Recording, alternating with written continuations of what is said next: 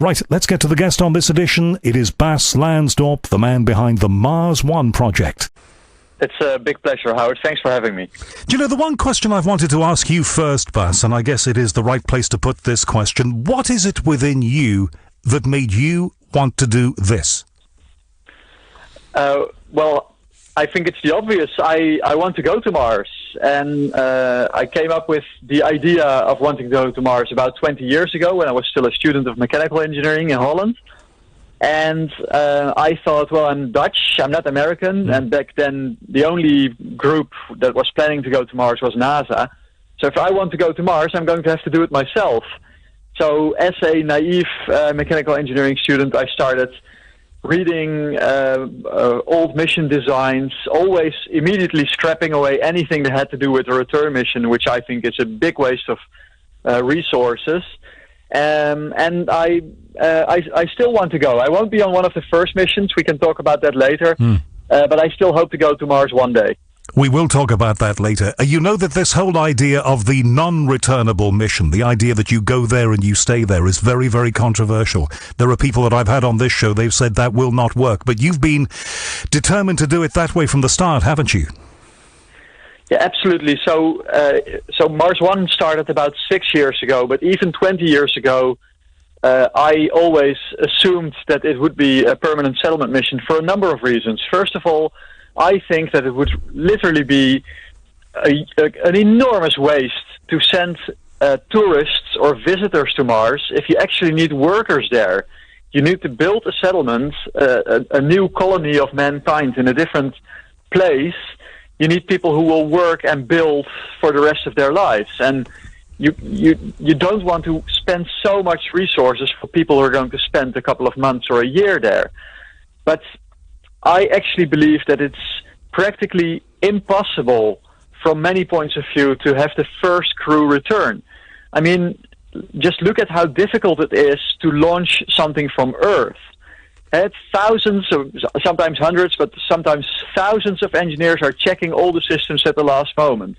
Everything is go, and then 5% of all rocket launches from Earth fail. And they don't all explode, that's the ones we see in the news, but 5% have the payload, the satellite, end up in the wrong orbit. Now, if that's from Earth, where we have the hundreds or thousands of engineers, and we have everything under control, how can we do it from Mars, where the return rocket will have been launched from Earth with all the vibrations, will have flown through space with the vacuum and the temperature differences, etc. Then it will enter the Martian atmosphere. Again, there's vibrations. Then there's a big bang when it hits the surface. We don't know exactly how big the bang will be. Then the return vehicle is going to stand on the surface of Mars for, well, at least a couple of years before the return crew is going. Then there's 3 or 4 people, and they need to prepare that rocket that on Earth would be considered completely unusable. 3 or 4 people are going to make that rocket fly back to Earth. It's impossible. It's practically completely impossible. And fortunately, right now there's a lot of people who do agree with us. And for example, Buzz Aldrin, the second man on the moon, he has pleaded in the American Congress that NASA should be working on a one-way mission to Mars instead of return. So it's catching on, but it's I don't think that the national space agencies are ever going to do something like that, because they want their people back. And that's why I think that it will not be the national space agencies that will land on Mars first. So the people you're recruiting right now, Bas, to do this, those people have to realize that, you know, once they say goodbye to people here on Earth, they may have some radio communication with them, but when they get there, they are not coming back. That is the rest of their life. And presumably, if you go there, that's going to include you, will it? That sounds really dramatic, doesn't it? But we've been doing it for millennia. That's how humans have conquered the planet. Continent by continent, we've moved out away from our home in Africa, and we don't commute home to have dinner in Africa every evening. And I guess if you think about it this way, Bas, the people who, and I'm only just starting to think about it now, having talked with you, the people who conquered the west coast of America having conquered the east coast, that was a massive achievement. They had to build a railroad that went all the way through, blasting rock in the way. Some people died making that thing. It was a huge, huge venture. They must have realized that many of them were not going back. So it's the same pioneer spirit. Yeah, actually, I think it's even a little bit less of a pioneering spirit than the people who before them were the native inhabitants of North America, and so people have been doing this for 50,000 years, not just the last couple of hundred years that we consider modern history, but long before that. But even 100 years ago, if you were migrating from England to Australia, then you were buying a one-way ticket on a boat. And you could return, in theory, of course you could return, but if you wanted to communicate to your family or your friends back home, you had to send a letter. Do you remember the old-fashioned letter? And it would take a couple of months for your letter to go from Australia back to London, and then your family would send a reply, and it would take another couple of months before you could read it. Now, you sound very comfortable with this, and I'm sorry to interrupt. I just want to get every minute to count of this conversation, because it's taken a while to set up. You're comfortable with this, but what about those people? And I think at a news conference about a year ago, you said you'd had something like 1,000 applications already. Maybe I'm wrong about the number. But, how confident can you be that all of those people have accepted this fact? Well, we received more than 200,000 registrations for the job vacancy of our first teams, and we're now down to about 100 round 3 candidates that are still interested in going. So, of course, in the 200,000 registrations, which was just people filling in their name, their email address, yes, I accept the terms and conditions on the website. So, of course, in those 200,000, I'm sure there were people that didn't think it through completely. But the 100 round 3 candidates, and even the 1,000 round 2 candidates that we had, I'm 100% convinced that these are people that have that at least think that they can deal with that. Of course, that's the biggest challenge of Mars One is not in the technology and it's not in the funding. It's in finding a team that can actually be the first team, deal with being the first team to go to Mars and live there for 2 years before the second crew is joining them. And that's our biggest challenge, and that's definitely something that I do not want to underestimate here on the show. So you've got 100 people, you've got to thin those down. How are you going to do that? Actually, I would like to add one more thing about the distance of Mars and comparing it to the history of exploration. So, as I said, if you were migrating to Australia, you could go back in theory, but if you wanted to communicate, there was the letter. From Mars, you can send a WhatsApp message. I mean, Curiosity rover is actually sending photos all the time. We are sending commands to the rover. And Mars is never more than 20 minutes away. So a return signal would take 40 minutes as compared to a couple of months if you were living in Australia. So you will actually be much more in touch with your friends from Mars than people were 100 years ago from Australia. But of course there is no possibility, there is no point in sending a message saying, dear folks, not really enjoying it here, want to come home, because you can't. That's it. When you're there, you're there. Yeah. You've got to get on with everybody else. And that's why it's so important for Mars One to do the astronaut selection extremely well. So the most important thing is, so of course we're selecting people that are very healthy because there's no hospitals on Mars yet. We need people that are very smart because we're going to teach them a lot of new skills, engineering skills to fix anything that breaks, medical skills, dental skills, botanical skills to grow their own food. But the most important thing that we'll do during the training is testing them. So we'll build a copy of the Mars outpost here on Earth, and we'll lock up the teams that are training, and they're training for 14, 15 years. We'll lock them up under Martian conditions at least once per year, and we'll test them for their ability to deal with the situation that they will find on Mars. And this might take a couple of days, or they might be in the outpost for half a year or for a whole year. They won't know when they go in to make sure that they can't count down the days, just like on Mars. And they will find out, and we will find out if the teams are capable of dealing with such a situation. This all assumes, of course, that human beings can survive on Mars. There are some people who say, actually, they can't. Bas Lansdorp is a dreamer. You believe they can? Well, I'm absolutely convinced that humans can't survive on Mars, just like they can't survive in London, and just like they can't survive here in the Netherlands without technology. you need technology to survive here in Holland. At the other side of the North Sea in the UK, even more so in the north of Norway, when the winter is even more cold and dark. And you need technology to survive in the International Space Station, and you need technology to survive on Mars. But Mars is actually a little bit easier than the International Space Station, where humans have already been alive for more than 16 years now. Why is that Mars so? Has gravity, Mars has resources, so which both of them are not available in the International Space Station. So there is no doubt that humans can survive on Mars. The only question is, can you make everything work? Is your plan to terraform Mars, Bas? For those who don't know what that means, that essentially means trying to turn Mars into something in terms of a landscape you can grow stuff on and, have a reasonable atmosphere. That means the aim is to change it. Is that your plan? No, it is not. So, as you said in the beginning, in the introduction, a human mission to Mars is a huge, huge endeavor. It's extremely complex, but I believe that something like terraforming Mars would be 1,000 times, literally 1,000 times more complex. And look at this Earth. We're trying to pollute it. I'm making quote marks in the air now. We're trying to pollute it with 7 billion people, with exhaust gases and all kinds of other things that we're doing to changing the atmosphere. But the effect still took a couple of decades to really prove. And now imagine 4 or 8 or 20 or 100 people living on Mars trying to change the environment there. It's such a momentous task.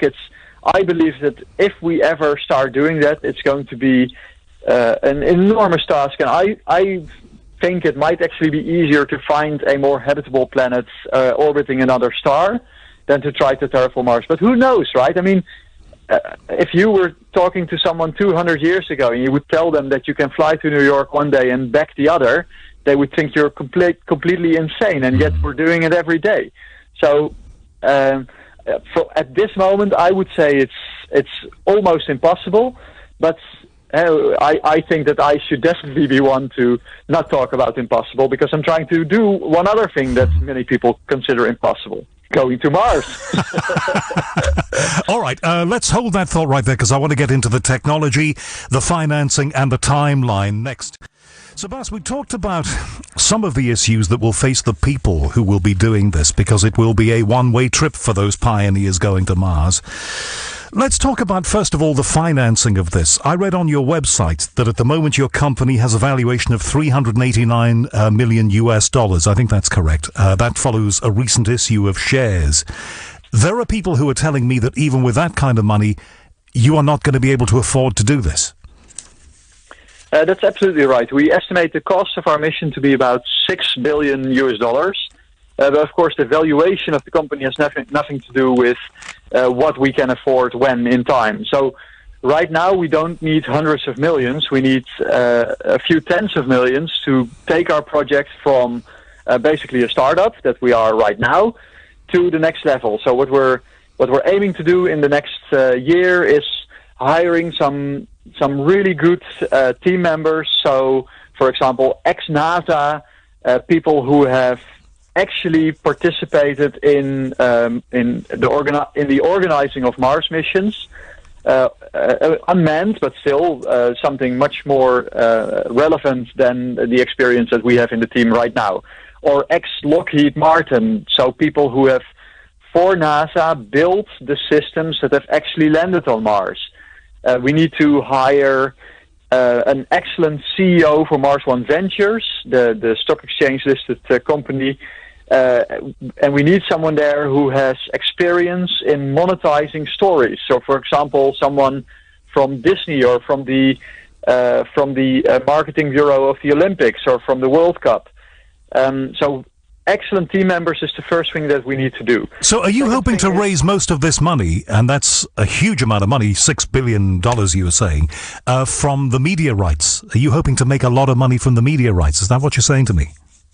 No, the business case of Mars One is monetizing the story of the human mission to Mars. So that means indeed the value of the exposure, but with that also comes merchandise, application fees from people who apply to Mars, ads on video content. Later on, when we're actually sending things to Mars, we will have revenue directly from broadcasting rights. But it's a whole range of sources of revenue. And don't forget that Disney has a story that you probably know. It's called Star Wars, and they make about $2 billion per year from the story. And that's fiction. This will be real. The Star Wars brand is $2 billion US dollars per year. So you're thinking you can multiply that because their product is fiction, and this is going to be the real deal. Exactly, and there's a number of other business cases around Mars One that we will also be able to use that they don't have. For example, technology spin-off. If we develop the systems to grow food on Mars with less water and less energy than we need here on Earth, these kinds of systems will definitely have value here on Earth. Or business cases that become possible when humans or private companies are actually even just sending systems to Mars. We've been approached by a company that provides the service to people where they can send a small fraction of the ashes of a beloved or of themselves after they die to Earth orbit. And they approached us and they asked, can we use some space on your systems over our customers to land a small portion of their ashes, about 1 gram of their ashes, on Mars? And what are you thinking of charging for that? How much will that be? Well, I can't really disclose that, but what I'm trying to say is, if we start doing something as exciting as actual exploration of Mars, then these kinds of business cases will pop up.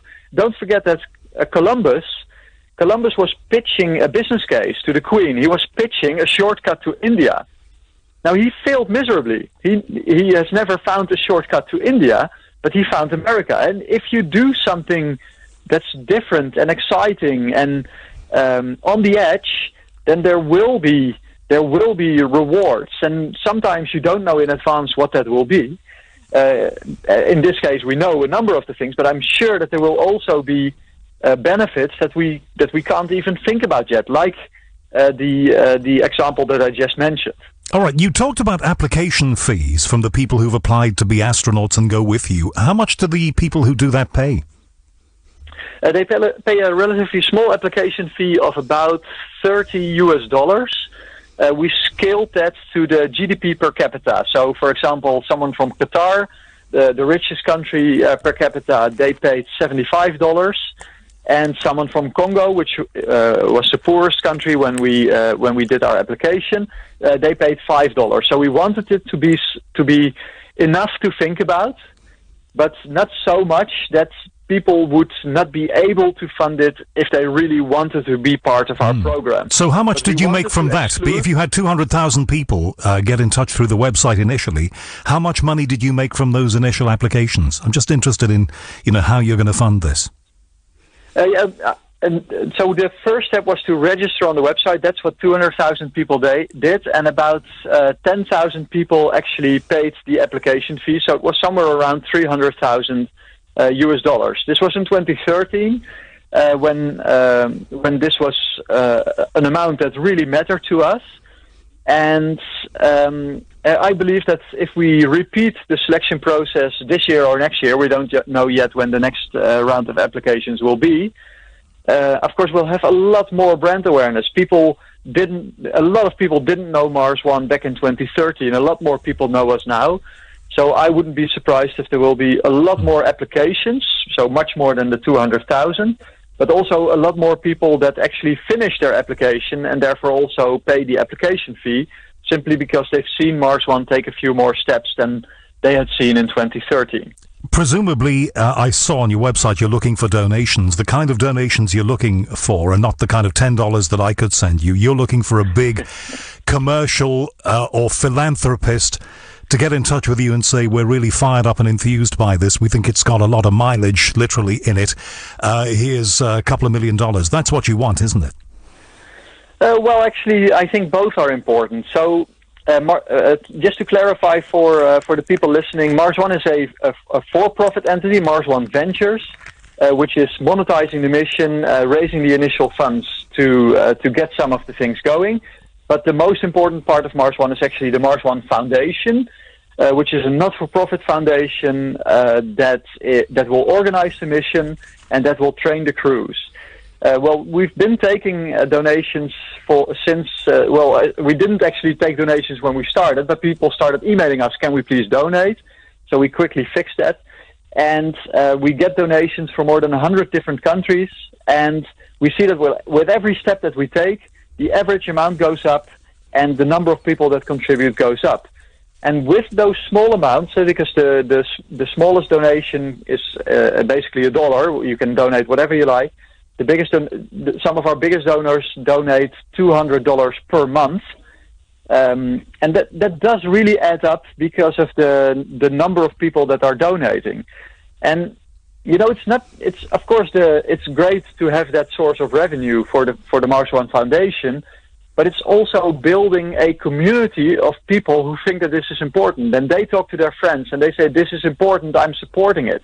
They buy a T-shirt and they tell the story of Mars One to their friends, and that's actually really important because I think the biggest value that Mars One can bring to the world, and that Mars exploration can bring to the world, is actually the story, the inspiration of humans taking the next steps and going to the next frontier. The inspiration that can bring to our kids that will want to be scientists and engineers and astronauts if they can actually see humans going to Mars. And I think the most important thing that Mars exploration will bring to the world is the realization of how special our own planet is. There is no plan B. There is no plan B for keeping 7 billion people alive. We have to take care of this planet. And if we can show the world through Mars exploration that the second best place in the solar system, which is Mars, that's a dry desert planet and it can never support 7 billion people, I think that is one of the most important values that Mars exploration can bring. And so the whole community building that Mars One is doing, and that includes asking donations and actually receiving them, I think that's extremely important for the storytelling and for the value that Mars One can bring to the world. If I've got your timeline right, your first major test, financially, technically, and in every way, is in 2022, just 5 years from now, when you plan an unmanned demonstration mission to Mars. Talk to me about that. Yes, I think that's our most important mission, because right now, as I already said when I was talking about funding, Mars One is really still a startup. And we need to show to the world that in 5 years' time we will have grown from a startup to a company that can do the same that NASA does, which is landing an unmanned spacecraft onto the surface of Mars. Of course, the great thing is that we have the experience of NASA already doing it. So we'll hire some of the people that have contributed to that. We will work with Lockheed Martin for that. And we've already had our first contract with them to investigate if the platform of the NASA Phoenix mission, if that can be reused to send our mission to Mars in 2022. And are they happy to give you this technology, to share it with you? The platform is designed by Lockheed Martin, so we will simply hire Lockheed Martin as a contractor and ask them to build a similar platform for us. But it's Lockheed Martin intellectual property. The design of the platform does not belong to NASA. Okay, how much money do you need to get to be able to buy this, to be able to do it all in 2022? The NASA mission costs about $400 million US dollars. Now we've assumed that out of conservancy reasons, we've assumed that the cost for us will be the same. Although I believe that by being an easier client, and NASA is a pretty tough client with lots of checks and balances, and we believe that Lockheed Martin is such a great supplier that we would ask them build this mission for us. And of course, if you don't make it, if something goes wrong, then we won't pay your final payment, which is actually your profit. But please don't.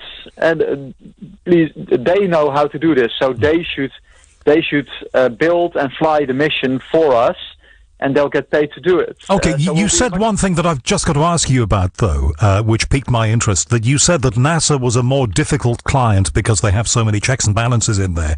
Does that mean, and I'm sure it doesn't, but you tell me, that there will be some corners that you will cut? No, there won't be corners. Well, there will be corners that we will cut, but there won't be corners that Lockheed Martin will cut. Their prestige will be on the line when they fly this mission. And I believe that when you ask a contractor that has the experience, that has already done it successfully, if you're going to ask them to do the same again for you, why not trust them and take a huge cut in the check that you need to pay them by not checking every step too thoroughly? Then I think that's a risk worth taking. Of course, you do take a small risk, but I believe that if you do this in the right way, of course there won't be no checks, but you should be very careful you should think very carefully about what you check with a group like Lockheed Martin and where you're going to trust them. All right, and that's why you're hiring people who have that kind of expertise. There then follows, if this is successful, in the following, how many years am I looking at here? The following decade or more, actually 15 years, 20 years, very nearly, a whole series of automated missions that will essentially build the place where the people will go. Is that so? Correct. So in 2022, there's this demonstration mission that we just talked about. Besides proving Mars 1, it will also demonstrate extraction of water from the Martian surface and thin film solar panels on the surface of Mars. 2 years later, we sent a communication satellite. 2026, again 2 years later, we're sending a rover to Mars that will determine the right location for the outpost. Again, 2 years later, or 26 years later, it's 2029. We're sending all the hardware for the manned missions, but not the humans. The systems will be moved to the right location by the rovers, will be activated, so water, breathable air will be produced in the outpost before the first crew is even departing. And then in 2031, in our current schedule, the first crew will be sent to low Earth orbit, and from there we'll depart to Mars. Okay, so 2031 we have the first 4 people on the surface of Mars if all this goes to plan. How do you build up a colony from there, and when do you go? So 2031 is departure. It takes 7 months to fly to Mars, so they will land in 2032. And then a few weeks after the first crew lands, the hardware for the second crew will land, because we always send the hardware ahead of the crews. And every 2 years, we send additional crews and additional hardware for the crew arriving 2 years later. So when will I go to Mars? It's a good question. So 6 years ago, I started Mars 1, a bit over 6 years ago, and I would have given anything to fly to Mars the next day. Mm-hmm. Right now, I have 2 kids. The oldest one is almost 4. My youngest son is 1.5, and right now, I wouldn't go. So if the doorbell rang now and NASA stood at my doorstep and they said, "Come on, Buzz, let's go," don't get me wrong, I don't assume that I'm good enough, but if this would happen, I would say no, because I wouldn't want to leave my family right now. But maybe when they're, I don't know, 14 or 20 or 25, maybe I will want to take that step again. Or maybe, I'm the CEO of Mars One. Maybe I can bring my family when my kids are adult. But I do still have a lot of convincing to do before my wife will join me. I'm sure you do. But if the boss can't take his family, I don't know. I don't know who else can. But is there any upper age limit, though? Because, none of us is getting any younger. There has to be a point at which you won't be able to make that trip. Absolutely. Especially for the first cruise, there will be not so much an upper age limit, but a lower health limit. So, for example, you cannot be dependent on medicine. Because obviously it's too difficult on Mars. But there's 35-year-olds that can hardly get out of their chair, and there's 70-year-olds that run a couple of marathons per year. So it's difficult to say this is the upper age limit. But if people are getting more and more healthy, I do think that there's a lower age limit. I think it's very difficult for someone under 30 to really make the decision for the rest of their life to go to Mars and not return. I'm sure there will be a few, a very small percentage of the people who apply who are so dedicated and so motivated that they could make that choice when they're 26, 28. But I think most people need more time before they can make a decision that's so profound. So I think there's a more clear lower age limit than there is an upper age limit. Do you consider yourself to be in a race with NASA? Because they're doing this already. Well, I've explained to you why I believe that the return mission is just too difficult to achieve.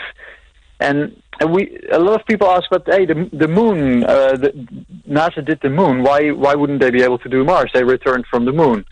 But there's two major differences. There's the scale. The moon is only 3 days away. You fly your people there on the system. They fly back on the same system, so that you don't have a system that's standing there for a long period of time. But I think even more importantly, there's the change in the willingness to take risks. The moon landings were a huge risk, but NASA was willing to take that risk. And right now, there's huge risk averseness in the space agency. So I've explained to you when I was explaining how difficult it is to send things from Earth, so let alone from Mars. I've explained to you what such a mission might look like. But I actually believe that NASA would want to do a full test of the entire system with an unmanned rocket departing from Mars and showing that it can return a cargo to Earth safely. But how are you going to do all the steps that we've talked about? So preparing the rocket for launch if there's no humans on the surface. I'm convinced that NASA wouldn't launch an untested rocket from Mars like they did with the moon. Buzz Aldrin and Neil Armstrong landed in a system that had never been on the moon, and they launched in a system that had never taken off from the moon.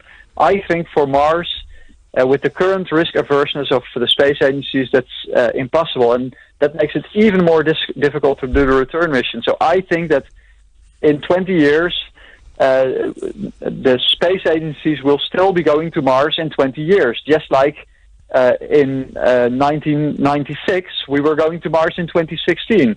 And in 1969, we were going to Mars in 1989. Just to finish up some loose ends here with Bas Lansdorp, the boss of Mars One. What an exciting project this is. It is going to be a money spinner. Now, Bas, you're talking about $6 billion that you need at today's prices. Inflation is becoming an issue here in the UK. I'm sure it is in Holland as well. We've had zero inflation for a long time. Now it's coming back. Chances are within 20 years you're going to need $10 billion. But you sound very confident that whatever it takes, the money will come.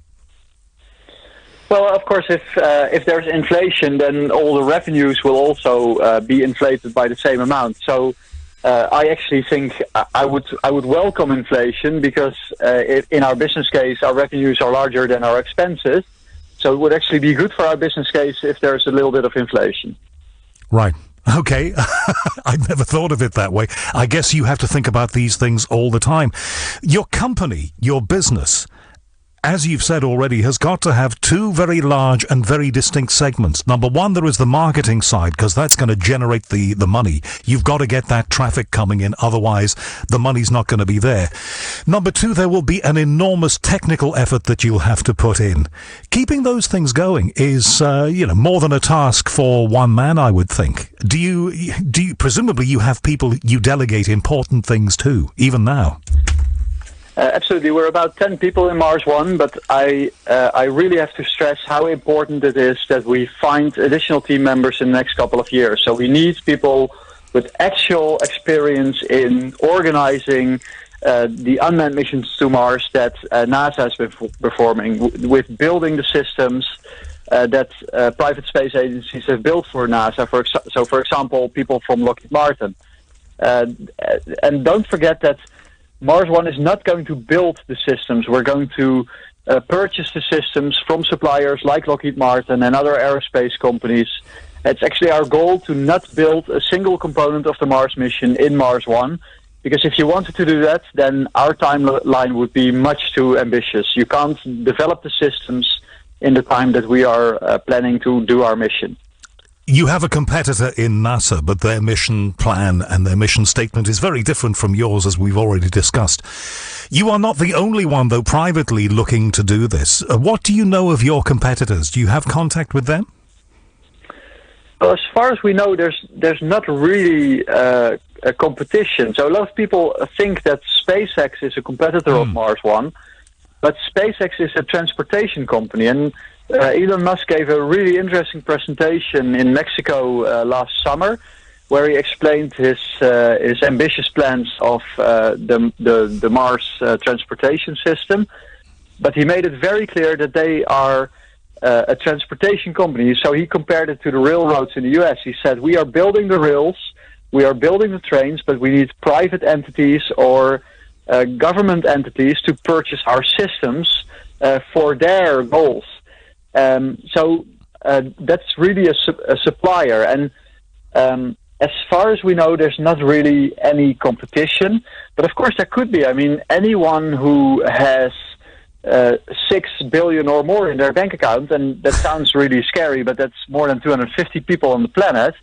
In principle, they could do it if they wanted to, and they could, especially in the next couple of years, 2-3 years, they could beat us. Because they have the money in the bank already. Well, there is nothing to stop any of those other space players, and that includes, I guess, the likes of Virgin. Elon Musk has got deep pockets. He's got arguably money that you don't have. There is nothing to stop any of those people coming in and saying, actually, we want to do it. Yes, that's absolutely right, except at some point in time, they will not have the possibility to catch up, because you need to take a number of steps. I'm absolutely convinced that the hardware, the outpost needs to go to Mars before the humans go. Before you send the outpost, you have to send a rover as a beacon for your cargo missions, but also to make sure that you're landing in a location where there's enough water in the soil and where it's nice and flat for construction. Before that, I'm convinced you need to do one more mission to test your landing system. So there are simply a number of steps that you have to take before you can send humans. So it's at some point in time it will be difficult to overtake Mars One. When you have established the colony on Mars, so after 2031 you have the first 4 astronauts there, then you'll send progressively more people there. What will that colony be doing? Will it be producing perhaps materials that can be sent back to Earth? Will it be doing something useful for us here? I think that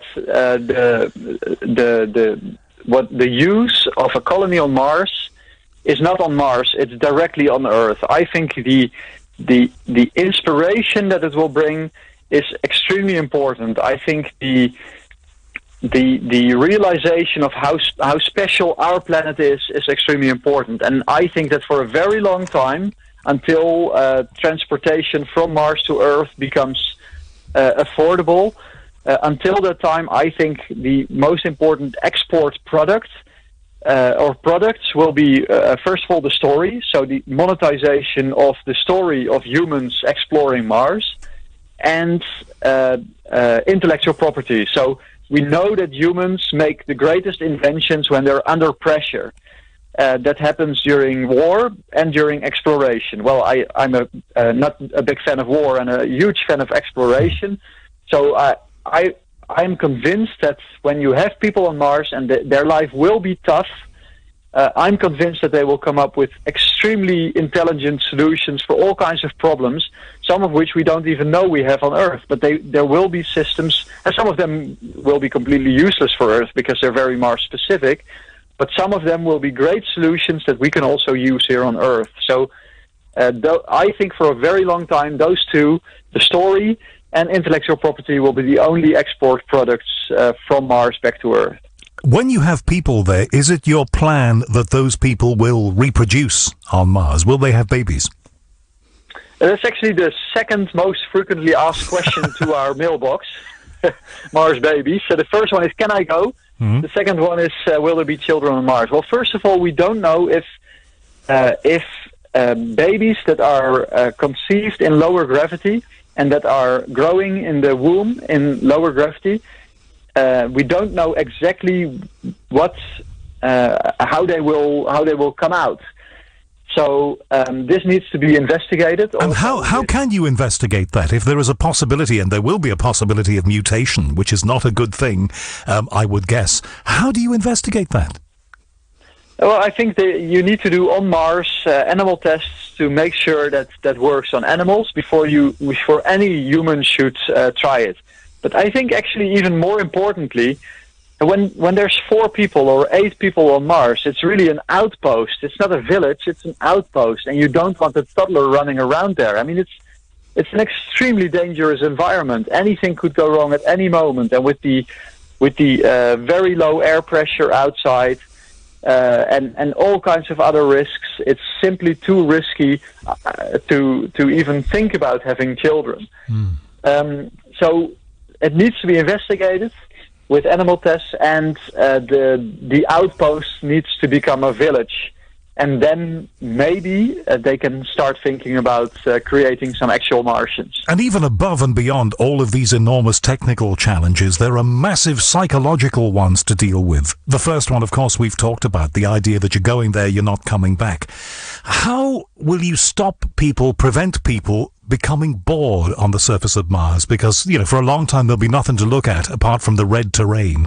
There'll be a lot of work to do, that's for sure. But, we have a saying here, I'm sure you have it there, that all work and no play makes Jack a dull boy. There've got to be other parts of your life. Absolutely, but don't forget that they can do anything that we can do on Earth indoors. So how much time do people actually spend outside? Some people a lot, but a lot of people, they walk to their car, they drive to the office, in the evening they walk to their car and back home, and from their car to their actual door, and that's all the time they spend outside. But all these things that they do inside of the house, so watching a football game on the television, playing a game, chatting with your friends online, all these things they can also do on Mars. So I think the difference will actually be a lot smaller for many people than you might assume. Of course, if you're the type that every weekend you go into the outdoors, that goes sailing, that goes to the beach, and those kinds of people that value that a lot in their life, they shouldn't go to Mars. But for many people, the outdoors is really not that important, and indoor there's plenty that you can do on Mars. One of my listeners asked me to ask you this question, and I will, because I think it's a fascinating question, and you must have thought of this. Have you worked out a protocol? Will you be working out a protocol, Bas, for the possibility, and it now seems more of a possibility than it might have seemed 10 years ago, the possibility that either on the way to Mars or while you're there, you discover one of two things: aliens, or proof that there's been a previous civilization, perhaps us, living on Mars. In that situation, have you worked out what you will do, who you will tell, if you will tell anybody, and how you will do that?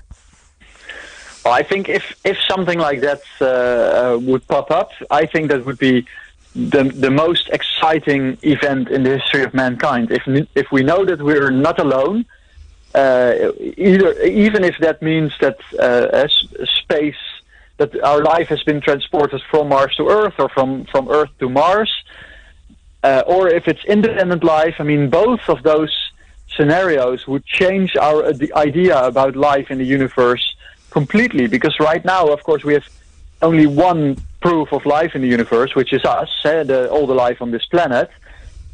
But if on the neighboring planet there is also life, then we have to assume that life is everywhere in the universe, even if it's the same life being transported through the solar system, and therefore also through the universe.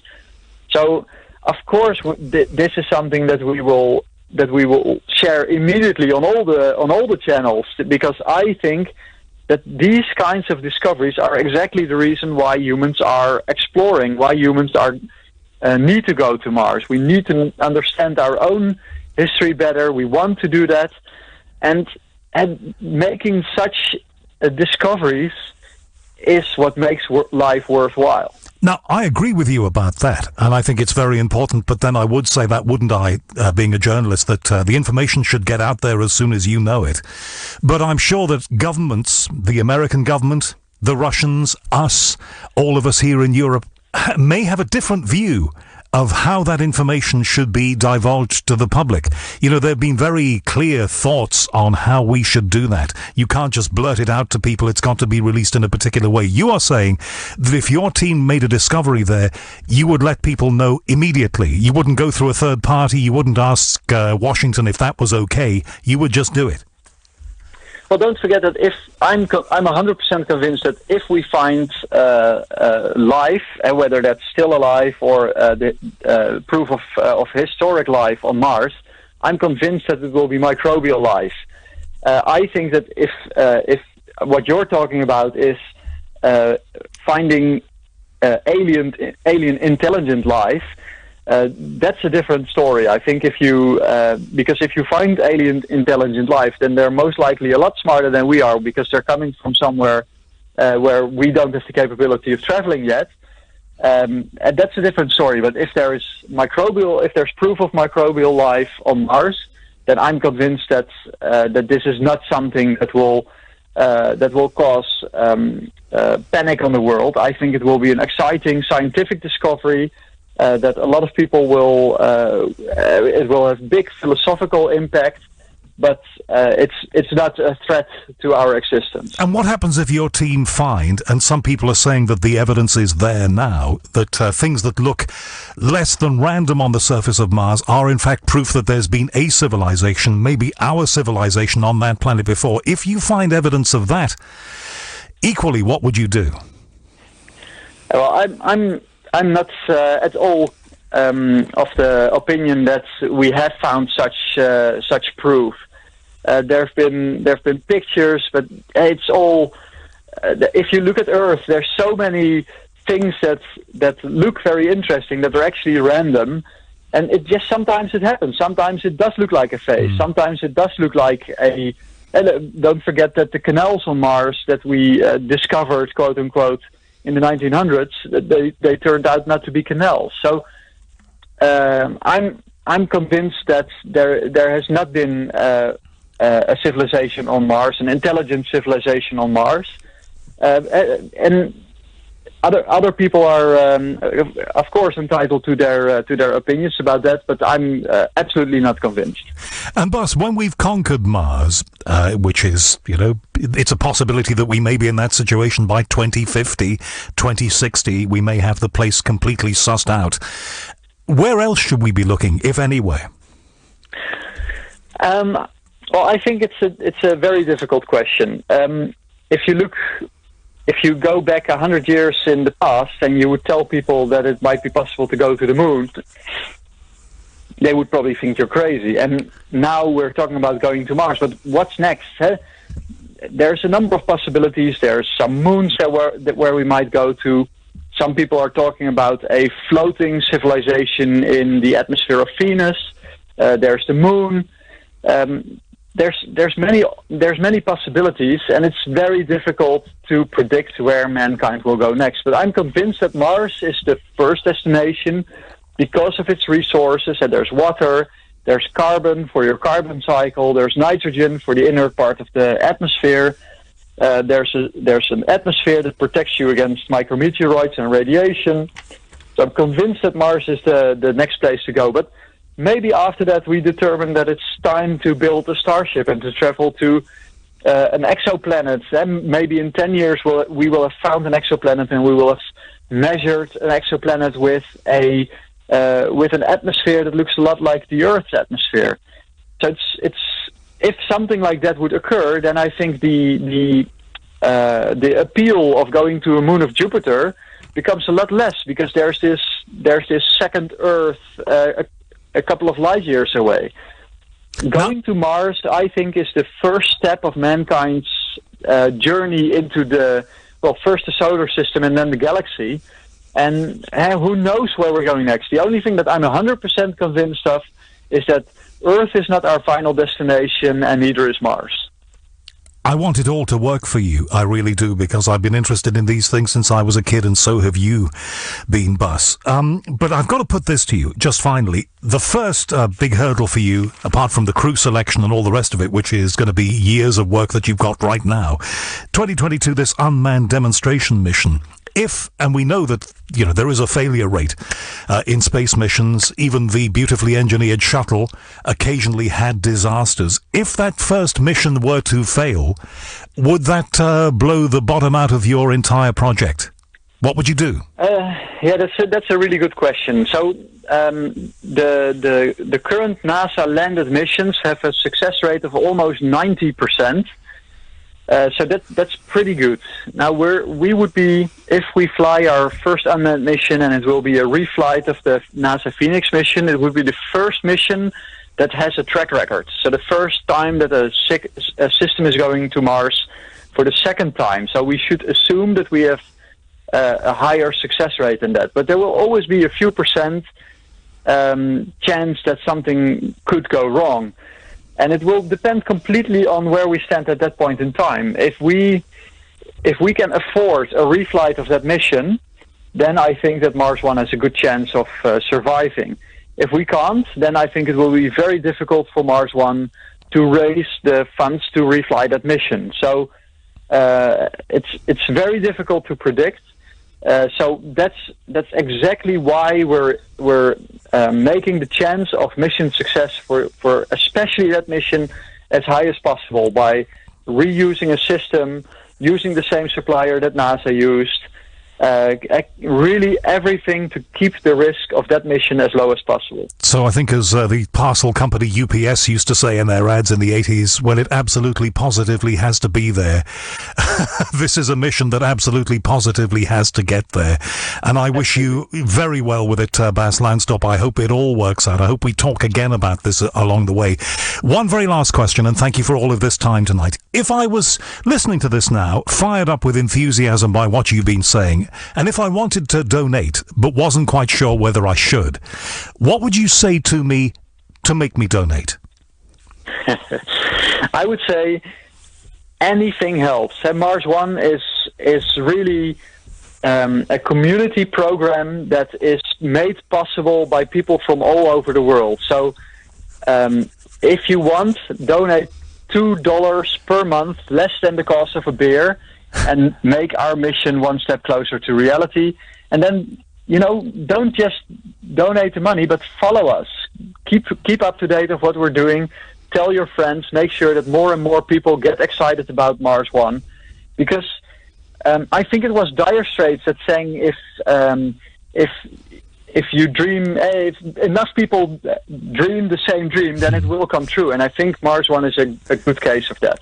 Bas Lansdorp, the head of Mars One, thank you for giving me the time. Thank you, Howard. It was $6 billion is an awful lot of money, but Bas Lansdorp is confident he will get it, and he is going to Mars.